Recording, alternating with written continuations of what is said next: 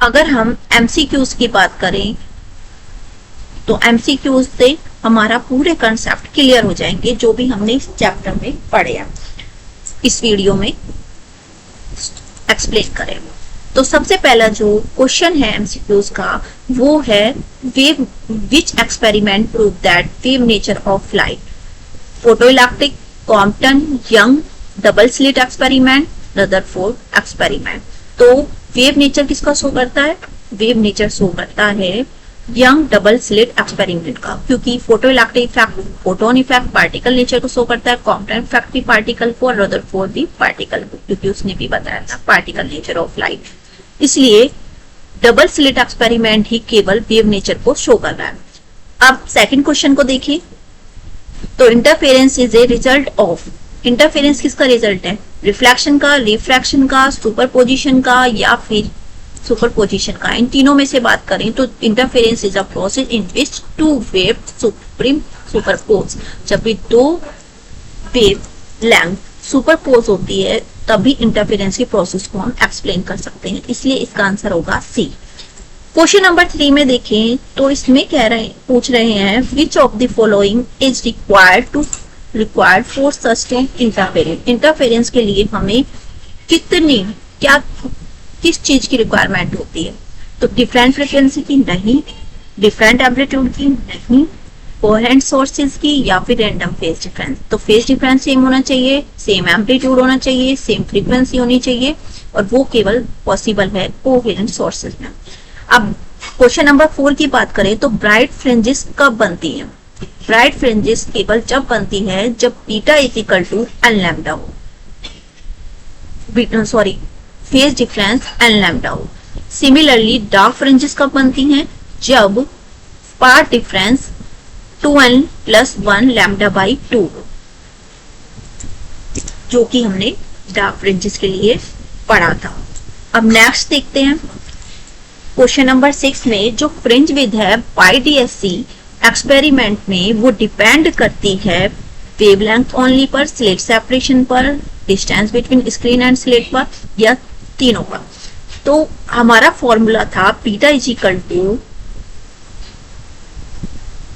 Lambda d/d, जिसमें lambda wavelength थी, d और कैपिटल D स्क्रीन डिस्टेंस थी, और स्मॉल d स्लिट सेपरेशन थी, यानी कि तीनों पर डिपेंड करता है। तो इसका आंसर होगा D। अब बात करें क्वेश्चन नंबर 7 की, तो वेवलेंथ जब भी इंक्रीज होती है तो फ्रिंज विड्थ इंक्रीज होती है, डिक्रीज होती है।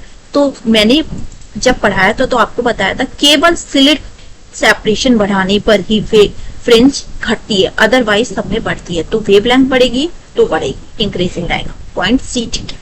डिफ्रैक्शन के लिए बात करें क्वेश्चन नंबर 8 में, तो diffraction is most noticeable when aperture is very large, aperture कब ज्यादा होगा? जब एपर्चर साइज कंपेरेबल वेवलेंथ के बराबर होगा, वेवलेंथ 0 होगी, या लाइट इंटेंसिटी मैक्सिमम होगी। तो ये जो डिफ्रैक्शन होगा ये सबसे ज्यादा जब होगा जब लाइट इंटेंसिटी मैक्सिमम होगी, क्योंकि हॉल को छोटा या बड़ा करने से ज्यादा इफेक्ट नहीं पड़ेगा, बल्कि लाइट इंटेंसिटी को बढ़ाने पर ज्यादा इफेक्ट पड़ेगा। अब बात करें लाइट फिनोमिना क्या प्रूव करती है, ट्रांसवर्स नेचर को कौन सी प्रोसेस करती है? तो सबसे लास्ट में हमने पढ़ा था पोलराइजेशन, जिसमें पोलराइजिंग फिल्टर का यूज करके ट्रांसवर्स वेव को चेंज किया कर रहे थे, अनपोलराइज लाइट को पोलराइज में कन्वर्ट कर रहे थे, यानी कि polarization is the correct answer. Question number 10 में देखें तो which waves can be polarize, कौन सी वेव्स को पोलराइज कर सकते हैं? ना तो हम लॉन्गिट्यूडाइनल में कर सकते हैं, ना ही साउंड वेव में कर सकते हैं, और ना ही मैकेनिकल वेव, क्योंकि सनलाइट हमारी ट्रांसवर्स वेव है, ओनली ट्रांसवर्स वेव को ही हम पोलराइज कर सकते हैं सन ग्लासेस का यूज करके, पोलराइजिंग फिल्टर का यूज करके। क्वेश्चन नंबर 11 की बात करें तो क्वेश्चन नंबर 11 में वेव फ्रंट की डेफिनेशन क्या है? एक ऐसा सरफेस जॉइनिंग पॉइंट जो कि सेम फेस पर हो, उसी से ही वेव फ्रंट फॉर्म होती है, यानी कि इसका B is the correct option. Question number 12 को देखें तो अकॉर्डिंग टू हाइगेन्स प्रिंसिपल क्या कहता है? हाइगेन्स प्रिंसिपल कि every point on a wave front, किसी भी वेव फ्रंट के किसी भी पॉइंट पर क्या होता है, एक सोर्स की तरह बिहेव करता है। किसके लिए? सेकेंडरी वेवलेट के लिए। तो इसका answer C is the correct. अब क्वेश्चन नंबर 13 की बात करें, जो सेंट्रल मैक्सिमम है डिफ्रैक्शन में, वो स्मॉलेस्ट होगी, डार्क होगी, ब्राइटेस्ट एंड वाइडेस्ट होगी, या equal to all other maximum?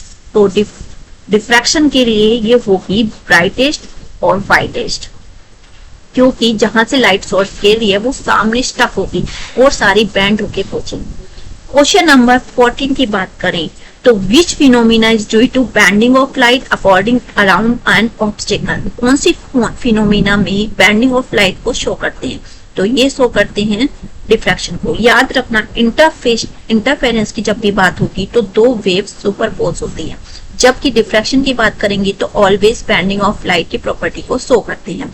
Question number 15 की बात करें तो टू कोहेरेंट सोर्सेज में सेम फ्रीक्वेंसी होती है, रैंडम फेज डिफरेंस होता है, या फिर सेम फ्रीक्वेंसी और कांस्टेंट फेज डिफरेंस होता है, या डिफरेंट वेवलेंथ होती है? तो जब भी टू कोहेरेंट सोर्सेज की बात करते हैं तो हमेशा हमें सेम फ्रीक्वेंसी लेनी पड़ती है और कांस्टेंट फेज डिफरेंस लेना पड़ता है। क्वेश्चन नंबर 16 की बात करें, यदि डिस्टेंस दो स्लिट के बीच इंक्रीज कर रहे हैं तो फ्रिंज विड्थ हमेशा डिक्रीज होती है, क्योंकि वेवलेंथ और स्क्रीन डिस्टेंस बढ़ाने पर ही फ्रिंज विड्थ बढ़ती है। क्वेश्चन नंबर 17 की बात करें, कौन सा कलर है जो लॉन्गेस्ट वेवलेंथ, जिसकी लॉन्गेस्ट वेवलेंथ होती है विजिबल लाइट में? तो इसका है रेड कलर। अब क्वेश्चन नंबर 18 की बात करें तो कौन सी कलर में शॉर्टेस्ट वेवलेंथ होती है? तो विबग्योर से हम करेक्टली बता सकते हैं, विबग्योर, वी रेड की सबसे ज्यादा वेवलेंथ और वॉयलेट की सबसे कम, तो इसका आंसर होगा वॉयलेट। क्वेश्चन नंबर 19 की में देखें तो इन यंग डबल स्लिट एक्सपेरिमेंट में जो अल्टरनेट लाइट और डार्क बैंड्स फॉर्म होते हैं उनको हम क्या कहते हैं? उनको कहते हैं फ्रिंजेस। सबसे last question and final question, the unit SI unit of wavelength, because SI unit of wavelength is a distance, so it is always measured in meter. तो इसका आंसर है D. D is the correct answer.